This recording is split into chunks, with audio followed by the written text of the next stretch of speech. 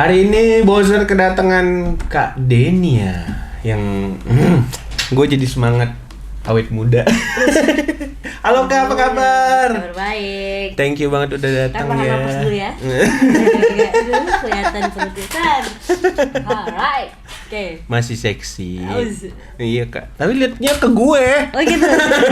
Soalnya nggak bisa kalau lihat kamera, pengen mau lihat kamera. Gue tuh ngeliat lu jadi semangat banget. Jadi gitu di Pontianak apa di Jakarta nih ngomong pakai gue atau lu apa kami-kami? Kalau gue ya begini. Gitu. Ya tapi bisa juga sih. Cuma ya udah gini aja lah. Menyesuaikan ya, makanya ya. Yang penting jangan bahasa Rusia, bahasa Inggris, bahasa Arab. Alright. Oke. Sehat Kak? Sehat banget. Dari mana tadi? Dari habis makan. Habis makan ya? Enggak apa-apa. Kak, gue sekali lagi gue mau bilang dulu thank you banget buat Kak Denia udah mau dateng, nyempetin waktunya. Wih, ketua HIPMI ya Kak ya? Iya. Jadi kita mau sharing-sharing aja Kak. Tapi bukan HIPMI yang kita mau sharingin. Capek gue ngurusin organisasi yang lain dong, biar gak berat-berat. Yang lainnya. Kak dulu banyak cowok gak sih?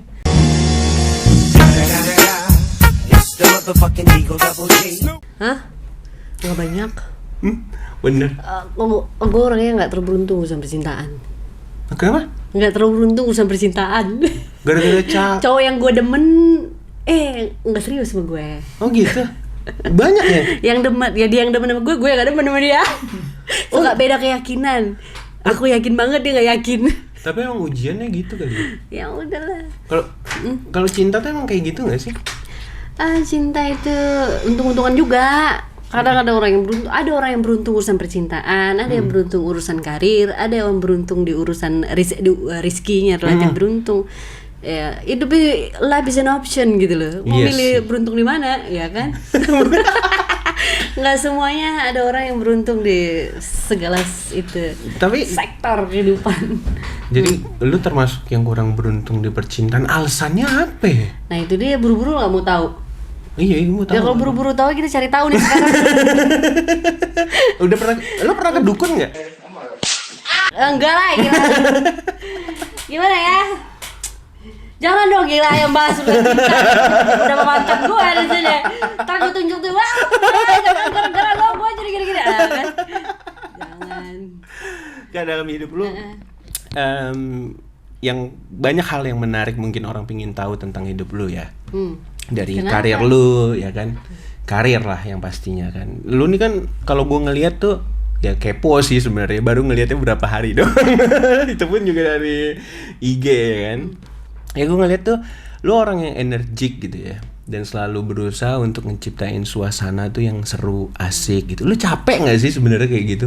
Ya kayak karena lihatnya mungkin di story kan 24 jam. Kalau di feed tuh sebenarnya saya nggak terlalu banyak update, terkait aktivitas.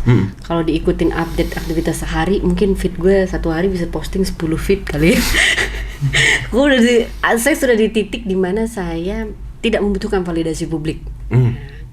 For certain people, mereka perlu menyimpan aktivitas harian, mau meeting sama A, B, C, D, makan A, B, C, D, ketemu dengan A, B, C, D, hanya untuk ditamerkan di etalase media sosial, hanya untuk mereka butuh validasi publik, gitu kan ya.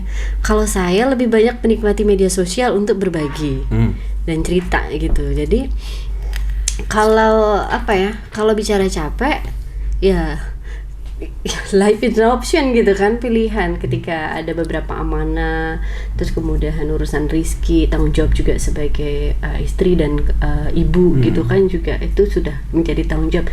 Cuma saya memang saya merasakan betul pendewasaan diri saya mengalami puncaknya 2 tahun terakhir belakangan ini.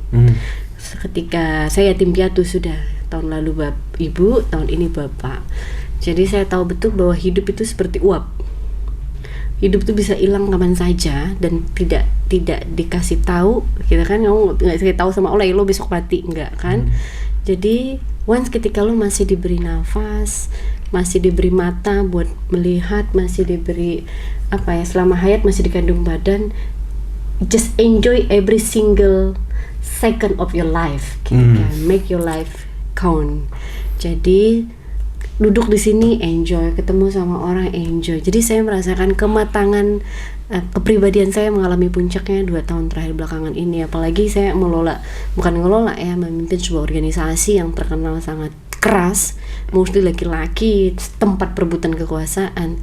Tapi saya segala dinamika itu membentuk karakter saya jauh lebih matang terakhir belakangan ini. Lu kan perempuan deh, ibu juga ya kan, pastinya pikiran lu banyak banget nih, rumit banget ya nggak sih? Udah gitu lu di organisasi yang mungkin kalau gua angkat boleh sedikit ya, HIPMI ya. Nih kakak ini ketua HIPMI. Lu bakalan punya ketua-ketua atau anggota yang bisa dibilang punya egonya masing-masing. Luar biasa. Terus udah gitu namanya, apalagi kalau mereka kebetulan anak orang kaya atau pejabat tuh kan susah banget diatur. Betul. Ya nggak sih Kak? Tapi yang gue salut sama lu perempuan. Ya memang ada realitas yang tidak terbantahkan bahwa saya perempuan pertama yang pegang organisasi ini untuk wilayah Kalimantan Barat. Itu juga sebuah rekor lah dalam arti, tapi bukan berarti karena saya perempuan kemudian banyak orang yang permisif terhadap gaya kepemimpinan saya. Sampai detik ini pun mengalami banyak dinamika pasang surut proses menjalani organisasi. Tetapi alhamdulillah sampai detik ini saya masih berdiri tegak dan confidence gitu kan ya. Banyak belajar dari proses dinamika karena saya menemukan beberapa kunci sukses dalam mengelola organisasi.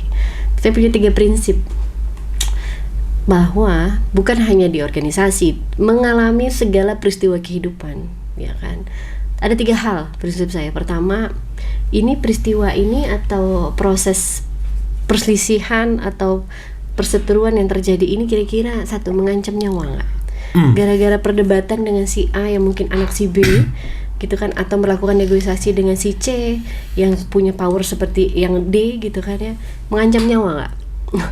Kalau nggak, kira-kira nih bakal mati nih gue nih kalau misalnya keinginannya dia nggak terpenuhi atau keinginan gue nggak terpenuhi, mati nih kita nih kan. Mengancam nyawa nggak? Kalau nggak ada mengancam nyawa, ajak duduk bersama, negosiasi, ngopi bareng ya kan. Terus kedua, kalau nggak ada mengancam nyawa, mengancam negara nggak? Kira-kira gara-gara urusan organisasi. Anjir loh, ini kayak ngomongin negara loh. Berat ya hari ini. Negara nggak? Kira-kira gara-gara kita di organisasi ini, kira-kira bisa perang nih antara Indonesia Afghanistan. Ya kan? Kayaknya lu orang Afghanistan deh. Ada mirip-mirip sih. Di Afghanistan lagi Turki aja. Turki. Ya kan? Nah, terus kira-kira mengancam negara nggak? Kalau nggak ada mengancam negara, duduk bersama, ayo kita bicarakan. Terus yang ketiga, menista agama nggak? Ya kan, mengancam nyawa, mengancam negara, menista agama. Kalau tidak ada 3 hal itu dalam prinsip menjalankan organisasi, relax aja. Iya, jadi lu enjoy aja. Negotiable. Ayo kita duduk bersama. Namanya dalam proses negosiasi, tidak semua keinginan kita bisa terpenuhi, pun tidak juga semua keinginan lawan bisa terpenuhi. Cari titik temu bersama. Ayo kita cari mana maunya. Kau mau apa, aku mau apa. Tapi gitu. Lu bisa ngelola HIPMI, cinta lu, kata lu kemarin. Life is an option. Gak semua orang beruntung urusan percintaan. Iya sih, gitu benar. Kan, ya. Tapi kan dulu cinta zaman dulu. Kalau sekarang kan ya, sudah makanya gue tuh kepo waktu lu muda. Gue kepo. Kalau muda jangan. SMA, kuliah tuh cowok lu tuh banyak nggak? Itu yang mau gue tahu. SMP ada 1. Ntar gue sebut gini. SMP 1, SMA 1, kuliah 2. Kuliah 2. Senior. Senior gue ya enggak sih. Tapi yang terakhir itu ntar gue maju. Nggak usah sebut nama. Nggak usah. Nanti urusan domestik. Nggak, intinya bukan nggak beruntung sih, tapi dulu ya udah aja gitu, nggak sini. Akhirnya ketemu yang sekarang, ya udah beres sampai sekarang. Iya. Alhamdulillah ya. Alhamdulillah. Tapi godaan masih banyak ya. Bergabung di organisasi tempat banyak anak muda, udah kaya-kaya, ganteng-ganteng, keren-keren gitu ya. Di gini loh, ini pantun kalau gue bawa-bawa di mana-mana. Kalau gue pidato ke daerah-daerah, ini pantun wajib yang gue pakai. Jalan-jalan naik sampan menangkap ikan. Kalau wajahmu tidak tampan, jadilah mapan, insya Allah mukamu dimaafkan.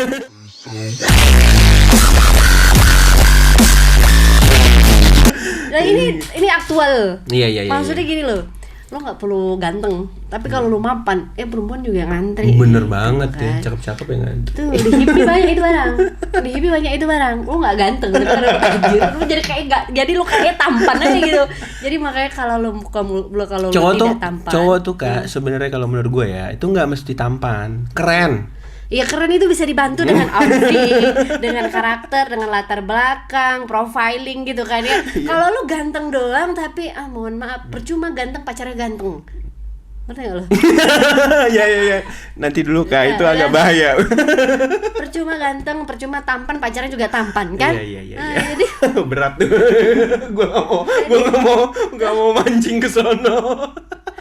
gitu loh. Zaman sekarang untuk merawat sebuah hubungan itu. Iya.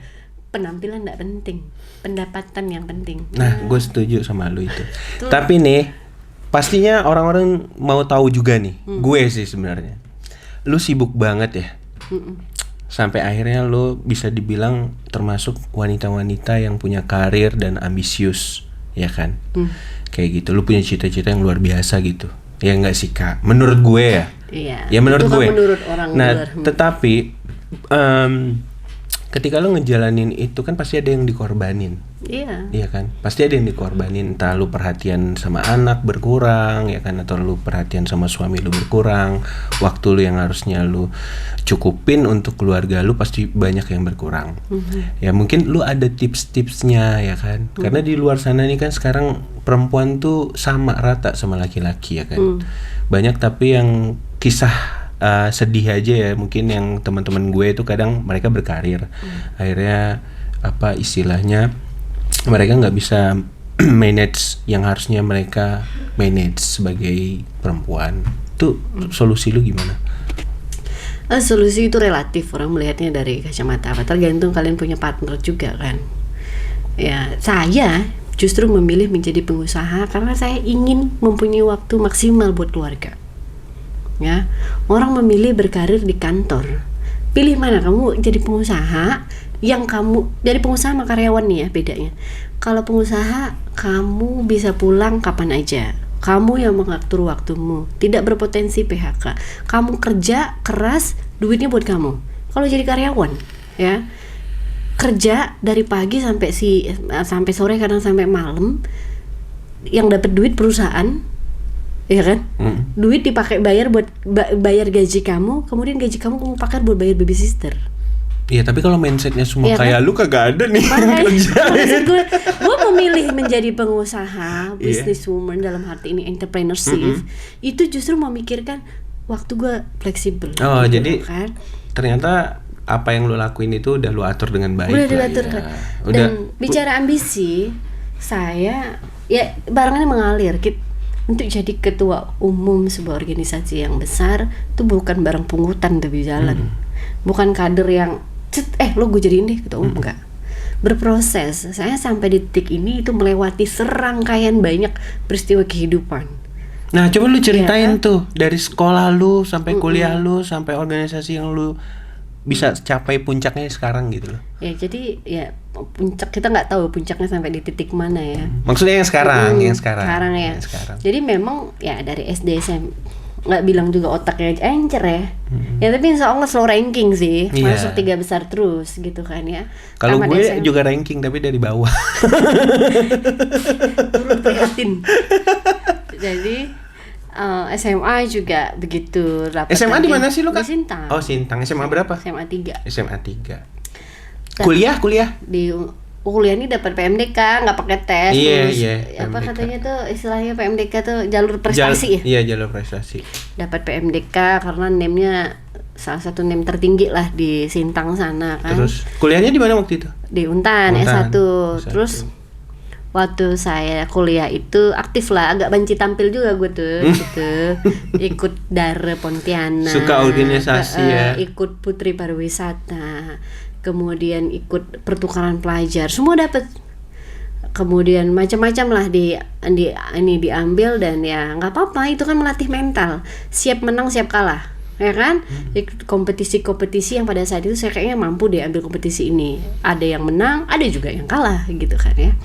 Tapi dari kekalahan itu tidak membuat down ya kan. dari situ kemudian ada Miss Indonesia juga sempat. Lo ikut gak? Ya lo percaya nggak? Percaya sih kalau Miss dimundurin ke belakang mukanya lebih kenceng. 2000 waktu produksi kolagen masih pesat. Iya. Sekarang udah tidak pesat lagi kolagennya. Waktu 2006 Miss Indonesia Kalbar. 2006. Buset, gue masih 2005 Putri Indonesia, ya kan? Putri Indonesia Kalbar tapi runner up. Nggak bisa terkirim karena gue pendek. Serius? Iya. Tapi kok Miss Indonesia gue lulus ya. Dengan segala hormat panitia Miss Indonesia. Mungkin yang dilihat pada saat itu bukan ketinggi badan ya, tapi mungkin pakai sepatu otak gue yang agak tinggi encer. kan? Hak tinggi kan bisa ngedukung nggak sih? Nggak. Iya, ngebohong juga kalau pas berdiri. Oke, kita udah pendek. Yang lain juga yang tinggi pakai hak tinggi juga gitu loh, sama ya kan. Ya terus? Terus sempat pertukaran pelajar wakil Indonesia keliling Asia Tenggara plus Jepang. Itu zaman kuliah? Zaman kuliah, tahun 2003. Nah, itu salah satu pengalaman yang menurut saya juga once in a lifetime dan tidak semua orang bisa. Iya, gue ada lihat juga tuh lo presentasi di mana? IDN. TEDx speaker. That was one of my what you call this, salah satu hal yang saya banggakan dalam hidup. Iyalah, keren banget. Biarpun waktu itu masih TV 42 inch ya, masih gendut gitu kan. Jalan Cintang masih hancur.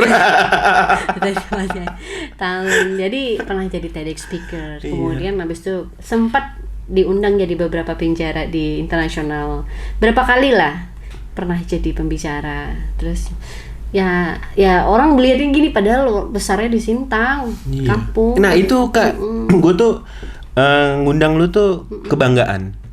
Pertama lu ternyata orangnya humble, mau gitu datang terus berbagi kisah lu lah ya.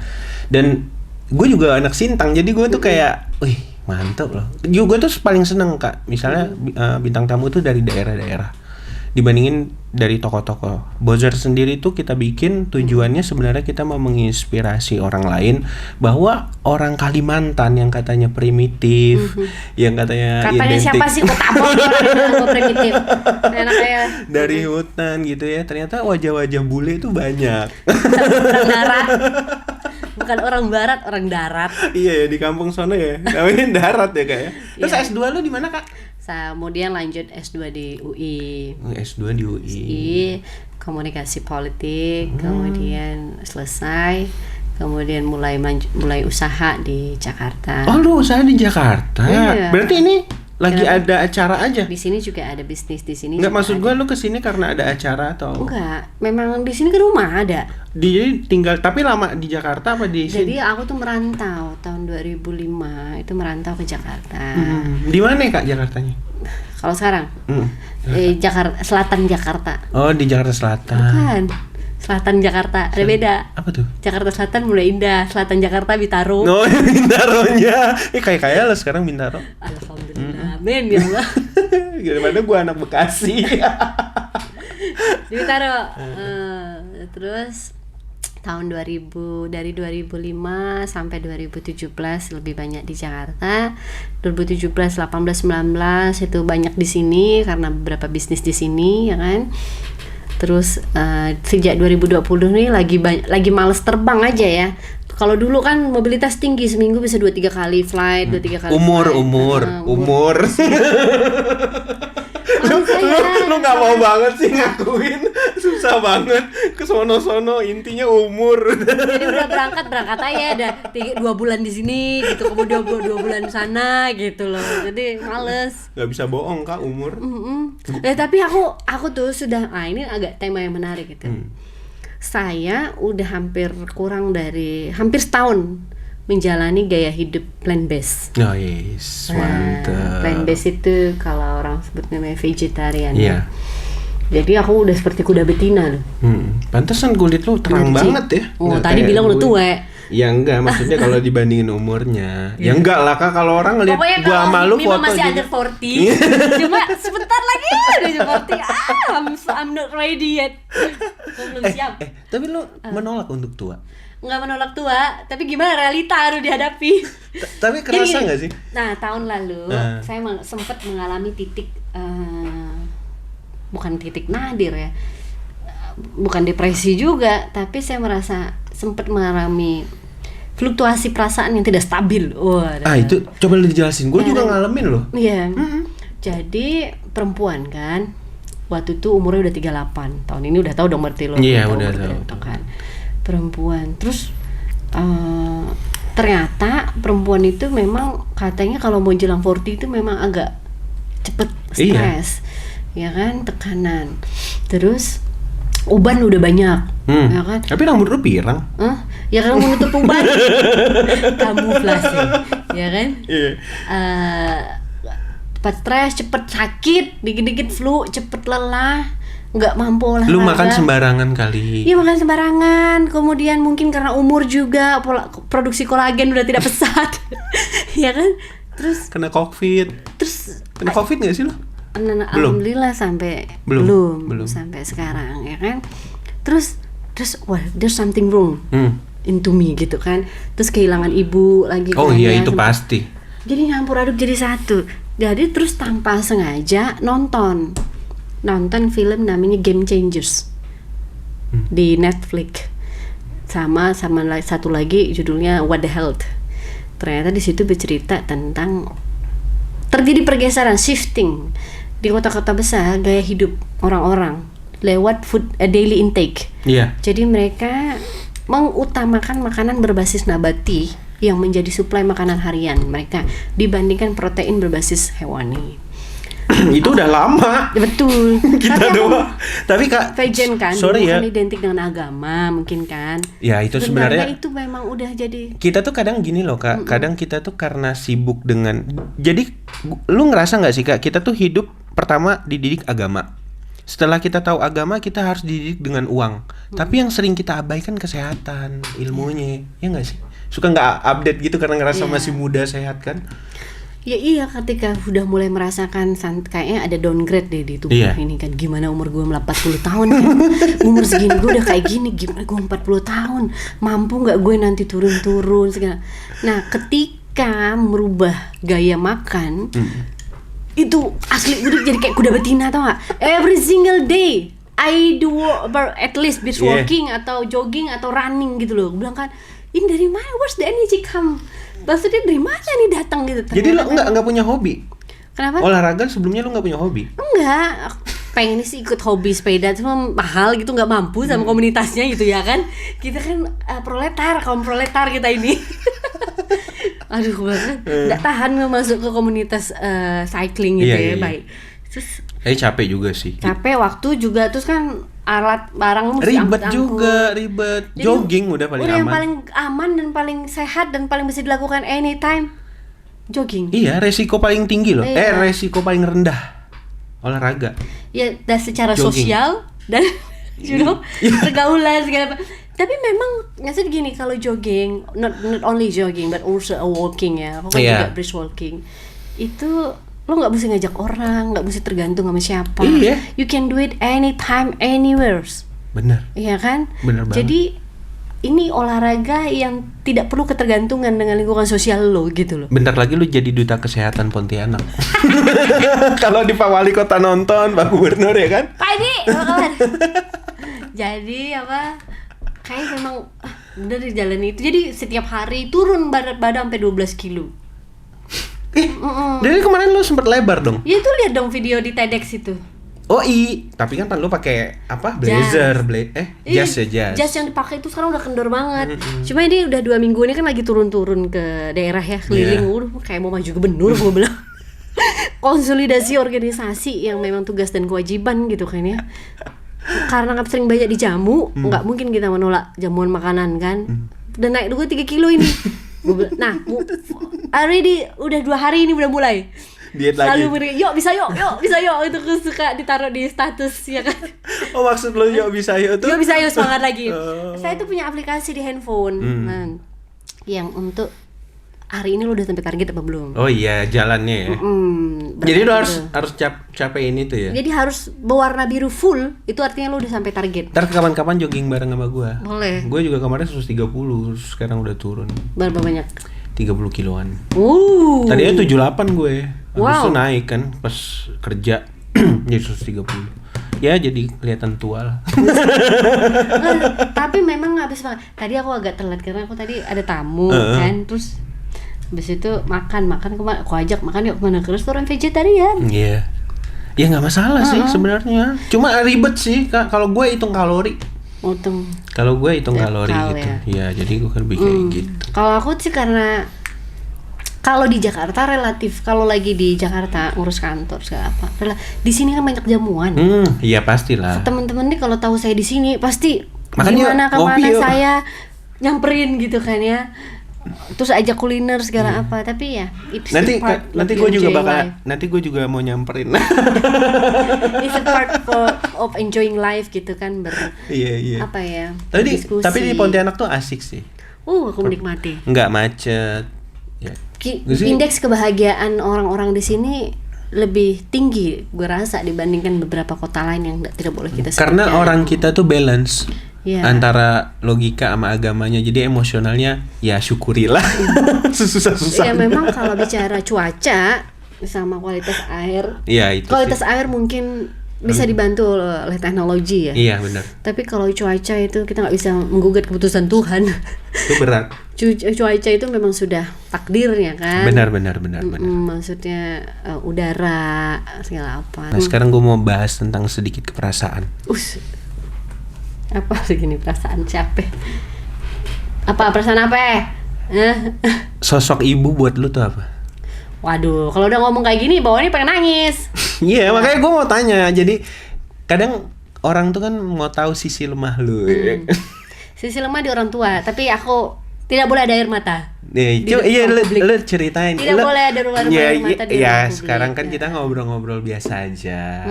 Nggak ada orang yang lihat. Ibu itu gila ya, gue keluar dari rahim ibu. Ya kan, ibu lah yang membentuk saya sampai sejauh ini. Jadi kan? bokap apa nyokap dulu sih Kak yang pergi? Nyokap duluan. Nyokap. Bokap masih ada? Bokap udah meninggal. Bulan tahun ini, nyokap tahun lalu. Itu memang dua sejoli yang nggak bisa dipisahkan ya. Semenjak nyokap meninggal, wafat, bapak juga mentalnya drop gitu kan ya. Terus ya nggak lama menyusul, memang sudah takdir Tuhan ya. Nggak, sekarang kita pengen gugat keputusan Tuhan, kenapa dua-duanya diambil sebegitu cepat gitu. Nah, ya itulah hidup. Ada yang datang dan ada yang pergi kan.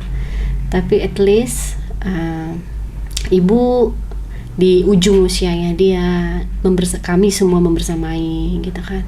Kalau ibu memang relatif sakit-sakitan, 5 tahun sebelum wafat sering kurang balik masuk rumah sakit. Kalau bapak nggak pakai sakit gitu kan, kelelahan, capek langsung wafat gitu.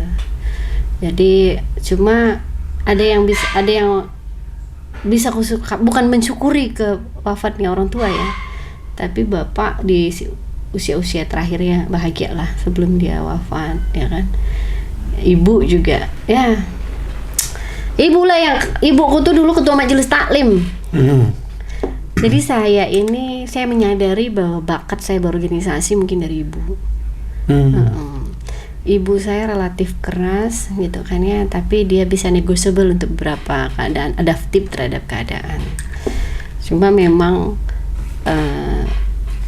ada hal yang nggak saya sesali lah dengan wafatnya kedua orang tua itu kan, di saat-saat final momennya mereka gitu, di saat-saat menuju sakaratul maut, saya sempat bisikan, Bapak, Ibu, terima kasih untuk minta ikhlaskan makan minum air susu yang sudah mengalir di tubuhku, kami ikhlaskan Ibu pergi gitu kan ya, tenang, jangan khawatir, insya Allah adik dan kakak kita jaga. Lu berapa saudara sih Kak? 3. Lu yang keberapa? Kakak pertama 1, adik laki-laki 1 orang. Jadi sosok orang tua itu bakalan berarti banget pastinya lu jadi orang tua nggak sih Kak? Iya, terasa dong. Jadi merasa aku tuh bahwa ketika lu udah jadi orang tua, gak ada orang tua yang menginginkan hal yang terburuk buat anaknya, pasti ingin yang terbaik ya kan. Tapi memang karena kan orang tua kan melewati zaman yang berbeda. Kalau zaman saya menjadi orang tua kan kita dekat dengan Google ya. You can ask everything into Google. Orang tua kita mana paham. Kalau nggak paham, mereka mau bertanya ke siapa? Yang mereka berangkat dari pengalaman. Tapi apapun metode yang diajarkan orang tua, pasti orang tua menginginkan yang terbaik buat anaknya. Mereka nggak asumsi pengen anakku jadi orang sukses wajib, tidak. Mereka hanya mau anak kita jadi orang baik aja. Nah, nggak usah kau ambisi untuk jadi orang sukses, nggak. Kau jadi orang baik aja, jadi manusia yang bermanfaat. Udah, insya Allah kemudian langkahmu akan dimudahkan. Gitu. Nih terakhir yang gue mau minta. Udah mau habis ya? Gue pengen ngobrol aja 3 jam nih. Nanti gue undang lagi. Tapi untuk sekarang, jadi nanti gue istilahnya gue tabung dulu ya kan. Ntar gue undang lagi ya. Okay. Tapi nih sekarang kan lo udah jadi orang tua, ya kan. Terus lo juga udah ngerasain gimana sedihnya ditinggalin orang tua ya kan. Udah. Itu saya ngerasa. Jadi gini, saya sudah mengalami titik paling pedih dalam kehidupan. Ditinggal orang tua dan menyaksikan detik-detik sakaratul maut, berpisahnya 2 dunia. Orang yang memberikan, orang yang mengisi daging tulang dalam tubuh kita ini, gitu kan, udah nggak ada depan dunia. Dan saya merasa hikmahnya dari situ nggak ada. Bukan saya tidak takut ya, saya hanya takut sama Allah sekarang kan. Titik pedih, titik kesedihan sudah dihadapi. Jadi saya, apapun yang akan terjadi dalam hidup saya, nggak ada yang paling pedih daripada kehilangan orang tua. Tapi yang gue mau tahu, pas mereka pergi nih, sekarang udah mereka nggak ada nggak satu hal atau kejadian yang lu rasa kok gue dulu pernah ngecewain atau apa? Itu pastilah terjadi. Itu coba lu kasih gue tahu satu yang paling terjadi. Yang lu kayak aduh kok gue pernah gini gitu loh. Pasti terjadi hal-hal seperti itu, tapi itu cukup disimpan di dalam hati gitu kan ya.